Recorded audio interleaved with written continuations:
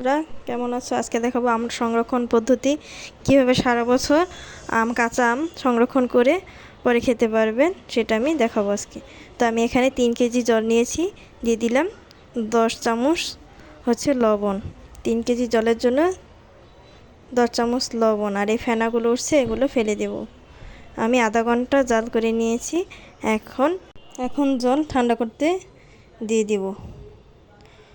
আর আমি 2 কেজি আম নিয়েছি। এই আমগুলো একদিন আগের থেকে ধুয়ে শুকাতে হবে। এখন আমগুলোকে এভাবে ফালি ফালি করে কেটে নেব আঁটি ছাড়িয়ে। 2 কেজি আম নিয়েছি আমি। 2 কেজি আমের জন্য 10 চা চামচ লবণ, এটা অবশ্যই মনে রাখতে হবে। আর যেই জলটা আমরা ব্যবহার করব, এটা কিন্তু একদিন আগে ঠান্ডা করে তারপরে ব্যবহার করতে হবে, একটুও যাতে গরম না থাকে। এটা কাচের বয়াম লাগবে, সেটাও রোদে শুকিয়ে রাখতে হবে। এই কাচের বয়ামে ভালোভাবে আমগুলোকে এভাবে সাজিয়ে দেব, যাতে ফাঁকা না থাকে। ফাঁকা থাকলেও সমস্যা নেই।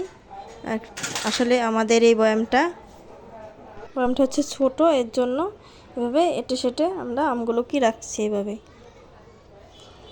সম্পূর্ণ আমি ভরে দিব আম। তারপরে আমাদের জলটা ঠান্ডা হয়ে গেছে, ঠান্ডা করতে দিয়েছি, সেই জল এর মধ্যে ঢেলে দেব।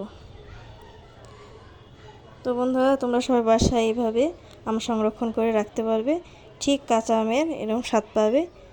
অবশ্যই তোমরা বাসায় ট্রাই করবে, দেখবে ঠিক এরকম কাঁচা থাকবে আম।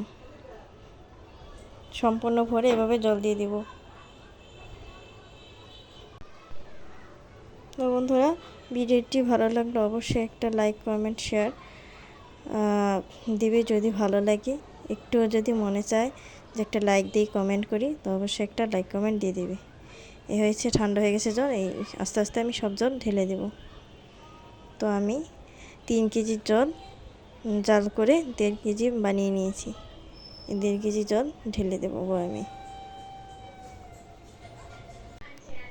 তোমরা বাসায় দেখবে। আর এই আম দিয়ে আচারও দিতে পারবে, পরে ডালও খেতে পারবে, চাটনিও করতে পারবে। তো বন্ধুরা, আমাদের প্রস্তুত হয়ে গেল। ঠিক এভাবে রেখে দিব, মুখ আটকিয়ে ভালোভাবে অনেক দিন ভালো থাকবে এরকম। তো বন্ধুরা, বাই বাই, টাটা, ভালো থেকো, সুস্থ থেকো।